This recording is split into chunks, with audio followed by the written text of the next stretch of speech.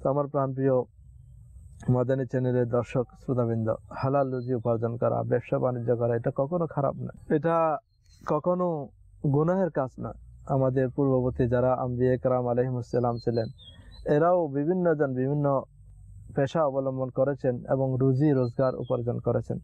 হযরত সাইয়েদনা আদম নবীনা আলাইহিস সালাতু ওয়াস সালাম কৃষি কাজ করতেন। নবী একজন, আমাদের বাবা, তিনি কৃষি কাজ করে জীবিকা নির্বাহ করতেন। হযরত সাইয়েদনা নূহ নবীনা আলাইহিস সালাতু ওয়াস সালাম কাঠ মিস্ত্রির কাজ করতেন।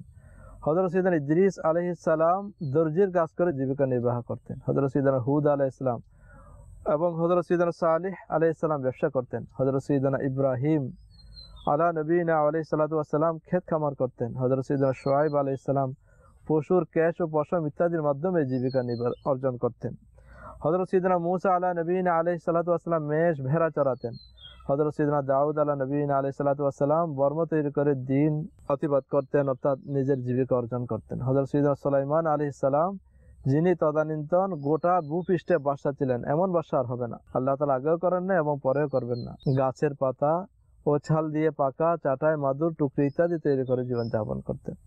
তো এই জন্য হালাল রুজি উপার্জন করা, এটা আল্লাহ তাআলা সৃষ্টির মধ্যে শ্রেষ্ঠ হচ্ছে নবী আম্বিয়া কেরামগণ। এরা যদি এই জীবিকা অর্জনের সব পেশা অবলম্বন করতে পারে, আমরা সামান্য লেখাপড়া করে সামান্য নিজের মান সম্মানের জন্য আমরা হালাল রুজি উপার্জন করে বরঞ্চ হারামের দিকে হাত বাড়াই, আমরা সুদের দিকে, আমরা ঘুষের দিকে আমাদের হাত যায়, আমাদের মন সেদিকে যায়। অর্থাৎ হালাল রুজি উপার্জনের জন্য আমাদের মন আমাদের সায় দেয় না। আল্লাহ তাআলা আমাদের মনকে সেদিকে ধাবিত করুন যেদিকে হাত বাড়ালে রিজিক তো আসবে, সাথে সাথে সওয়াবও হবে এবং আমাদের অন্তর নূরানি হবে।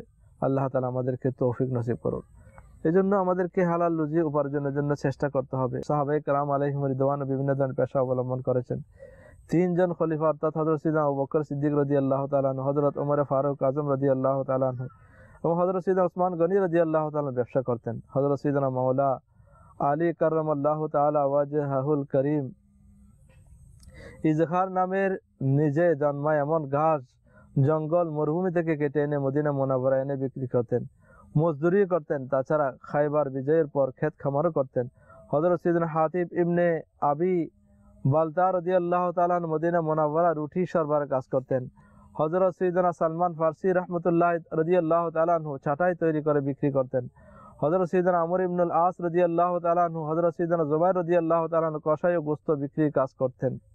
তো আমার প্রাণপ্রিয় মাদানী চ্যানেলের দর্শক শ্রোতাবৃন্দ, এইসব সাহাবায়ে কেরাম ও বিভিন্ন পেশা অবলম্বন করেছেন।